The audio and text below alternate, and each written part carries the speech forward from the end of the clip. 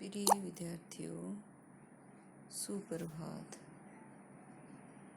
आज हम हिंदी की जो हमारी पाठ्य पुस्तक है उसमें सुभद्रा कुमारी चौहान द्वारा रचित पाठ झांसी की रानी लक्ष्मीबाई किस पाठ का हमने 100% भावार्थ कर लिया था। अब हम इसके प्रश्नोत्तर करेंगे।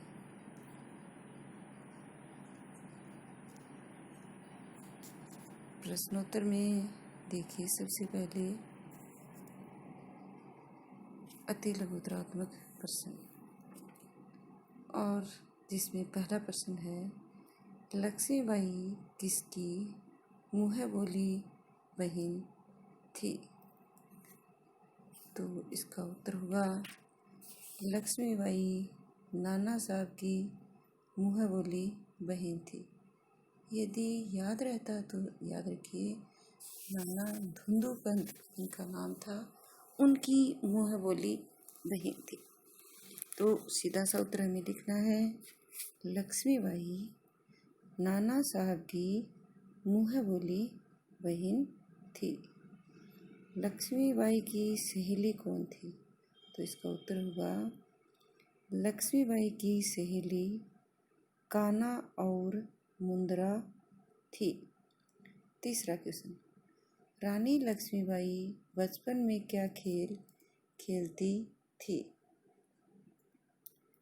इसका उत्तर होगा रानी लक्ष्मीबाई बचपन में नकली युद्ध करना, व्यूह रचना,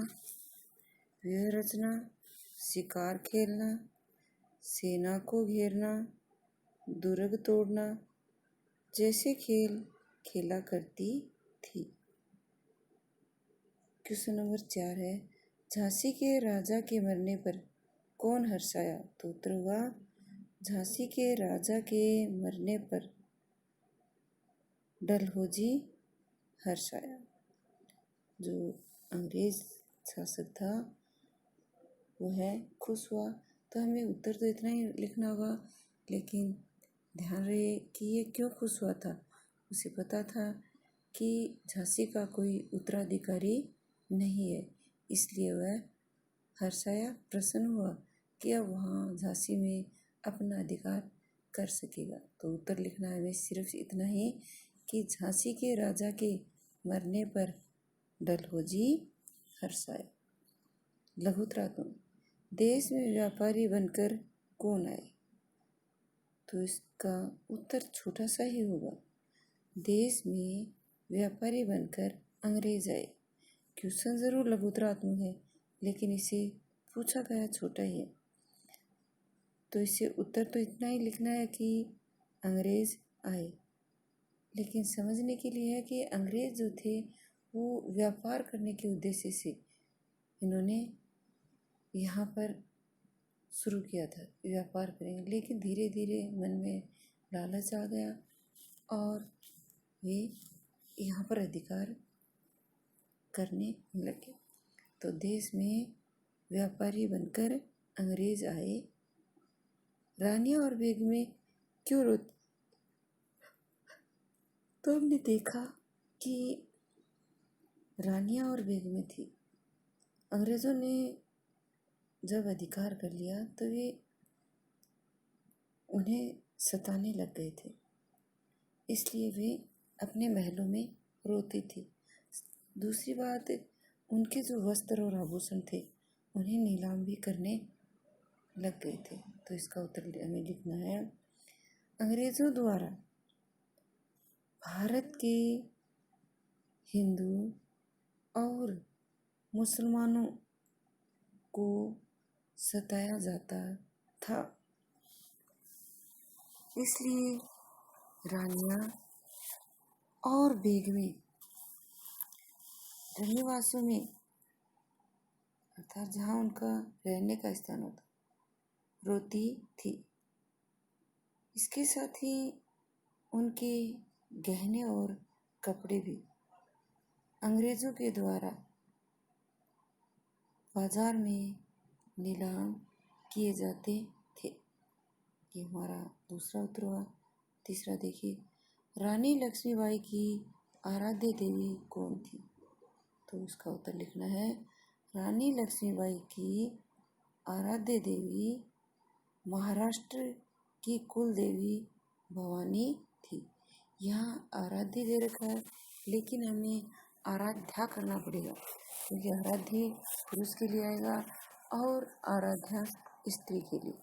तो उत्तर करेंगे, रानी लक्ष्मीबाई की आराध्या देवी महाराष्ट्र की कुल देवी भवानी थी।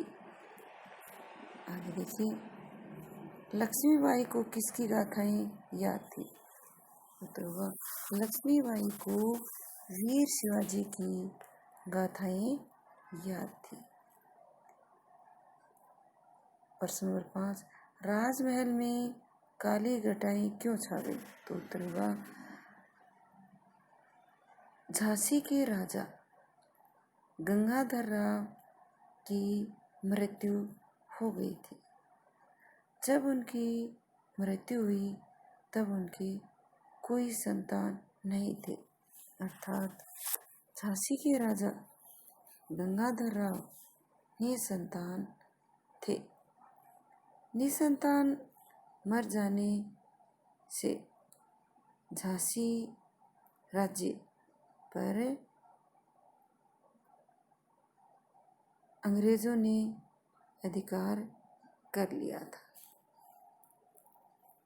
क्योंकि उन्होंने नीति बना रखी थी कि जहाँ भी कोई उत्तराधिकारी नहीं होगा वहाँ वे अपना अधिकार कर लेंगे। इसलिए झांसी पर अंग्रेजों ने अधिकार कर लेने के बाद सोचे, इससे झांसी पर विपत्ति आ गई थी और इसी वजह से राजमहल में काली घटाएं छा गई। आगे देखिए, रानी के साथ किन किन सखियों ने युद्ध किया? तो हम उत्तर लिखेंगे, रानी के साथ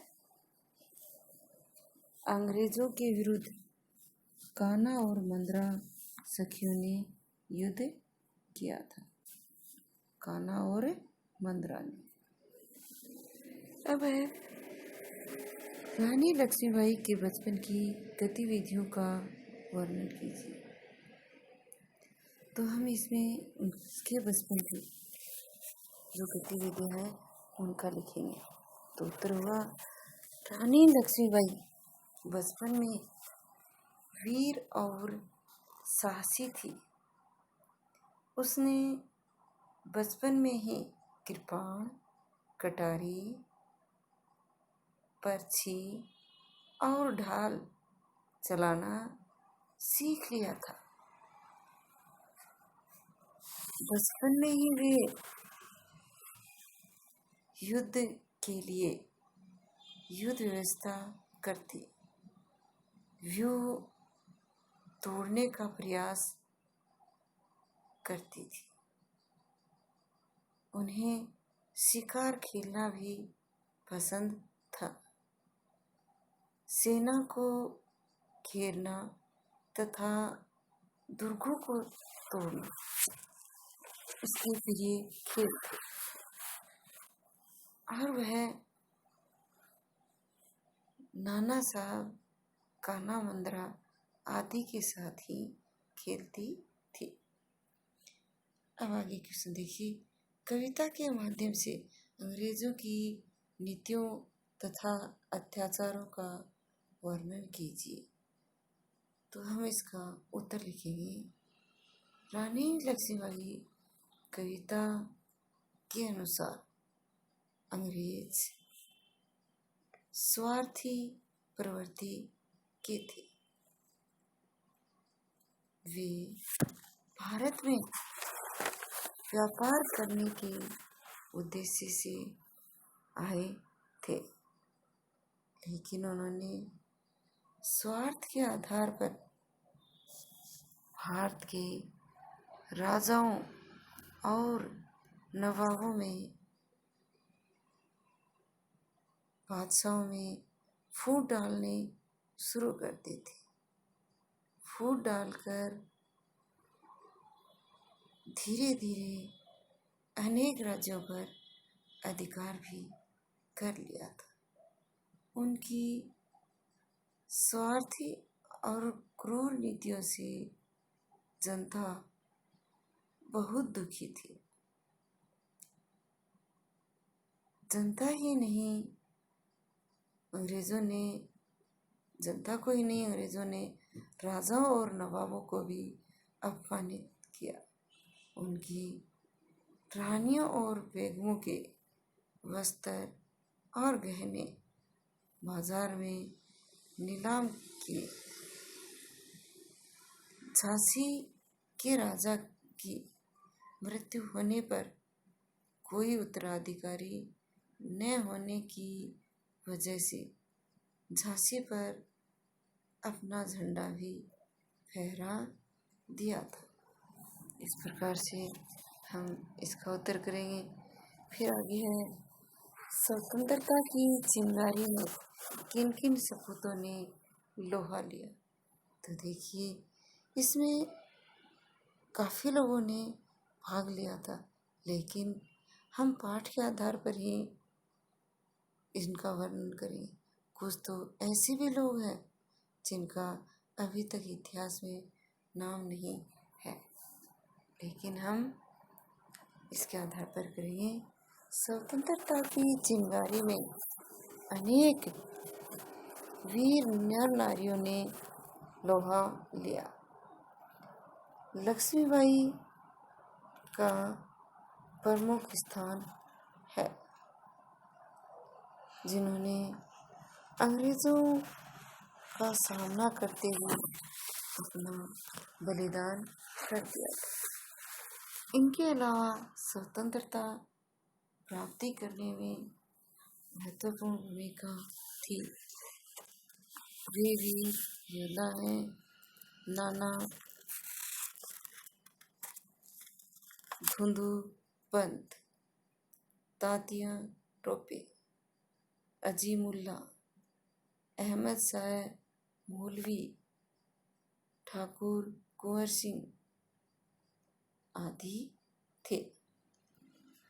ये हुए हमारे पाठ के आधार पर। आगे देखिए, रानी लक्ष्मीबाई के युद्ध कौशल का वर्णन कीजिए। तो इसका उत्तर होगा, रानी लक्ष्मीबाई वीरता की अवतार थी। लक्ष्मीबाई ने बचपन से ही युद्ध करने के नियम, व्यूह रचना करने, दुर्ग तोड़ने, सेना एकत्रित करने आदि की जानकारी प्राप्त कर ली थी। वे नाना साहब के साथ खेलती थी। वैसे तो उन्होंने कोई प्रशिक्षण प्राप्त नहीं किया था, लेकिन लक्ष्मीबाई ने अपने साहस और वीरता के बल पर अंग्रेजों के छक्के छुड़ा दिए थे। उसने युद्ध क्षेत्र में लेफ्टिनेंट वॉकर, जनरल स्मिथ को भी हरा दिया था। अंत में ह्यूरोज की सेना ने जब उसे घेर लिया तो वह उनका भी सामना करते हुए युद्ध क्षेत्र में बहुत आगे निकल गई थी, लेकिन दुर्भाग्यवश सामने नाला आ जाने पर उनका घोड़ा अड़ गया। अर्थात घोड़ा नया था, वह नाला पार न कर सका। अंग्रेज सेना ने उन्हें चारों तरफ से घेर लिया। लक्ष्मीबाई ने सिंहनी के समान शत्रु सैनिकों पर वार किया, लेकिन अकेले होने की वजह से दुश्मन की सेना ने उन पर अनेक वार किए और अंत समय में वह सिंहनी घायल होकर गिर गई और वीर गति को प्राप्त हुई। ये हुआ हमारा तीसरा। चौथा देखिए, मिला तेज से तेज, कवयित्री ने ऐसा क्यों कहा? तो इसका उत्तर होगा, मिला तेज से तेज कवयित्री ने ऐसा इसलिए कहा है कि लक्ष्मीबाई युद्ध में लड़ते हुए स्वर्ग सिधार गई। वह एक दिव्य शक्ति थी, आभा थी, तेज थी। स्वर्ग सिधारने के पश्चात वह तेज परम तेज परमेश्वर से मिल गया, अर्थात रानी लक्ष्मीबाई स्वयं तेज बताए उन्हें, और जैसे ही उनका तेज स्वर्ग में पहुंचा तो वह दूसरे तेज अर्थात ईश्वर से मिल गया, क्योंकि वह महान आत्मा परमात्मा से मिलने के योग्य थे। इस प्रकार से हम यह 5 का उत्तर करेंगे। फिर हमने देखा कि नीचे निम्नलिखित पद्यांशों की सह-प्रश्न व्याख्या पूछी गई है, वो हम पहले ही पाठ में कर लेते हैं। जो विद्यार्थी नहीं करते हैं उन्हें तो निश्चित रूप से यह करनी ही पड़ेगी। तो इसमें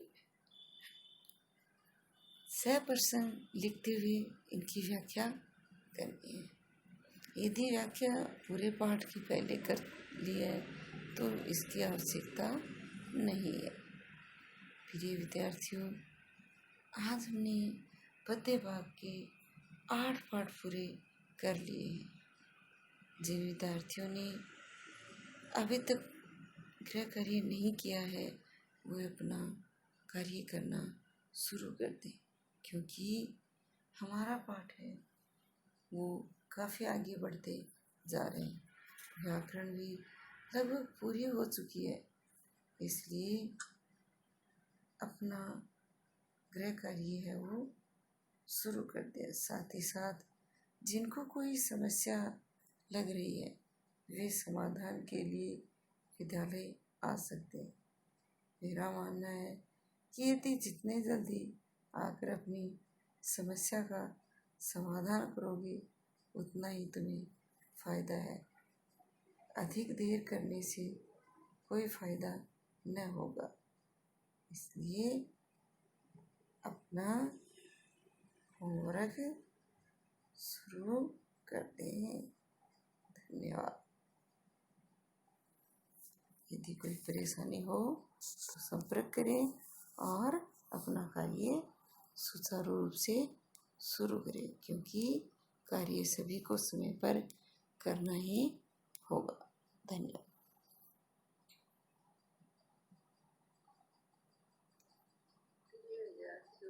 सुप्रभात।